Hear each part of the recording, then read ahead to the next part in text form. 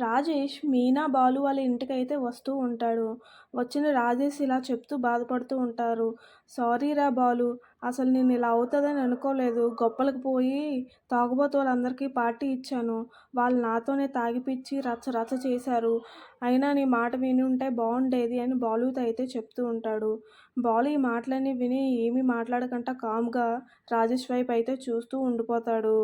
సారీరా, అసలు నేను ఇలా అవుతుందని అయితే అనుకోలేదురా.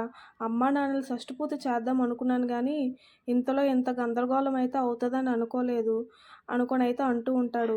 మీనా ఈ మాటలని విని కామ్గా చూస్తూ ఉంటుంది. అప్పటికి చెల్లమ్మ చెప్తూనే ఉంది, ఇలాంటివేమీ వద్దు వద్దు అని. నేనే వినిపించుకోలేదు, మిమ్మల్ని అందరినీ బాధ పెట్టాను.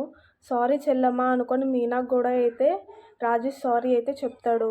వెంటనే రాజేష్ తెచ్చిన ఒక కవర్తో డబ్బులు బాలుకి అయితే ఇస్తూ ఉంటాడు. ఈ కార్యంకైనా చెల్లింపుల డబ్బులన్నీ తెచ్చి నీకే ఇచ్చేస్తున్నానురా. నేను రూపాయి అయినా లెక్క పెట్టలేదు.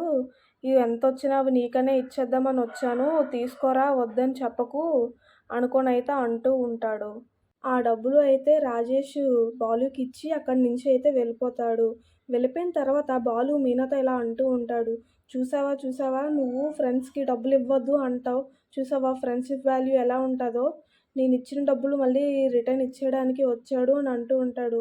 మీనా వెటకారంగా బాలు మొహం చూసి, నువ్వైనా డిగ్రీలు చదువుకున్న బాను, చదువులేక నువ్వు ఇలా మోసపోతున్నావు అని అంటూ ఉంటుంది.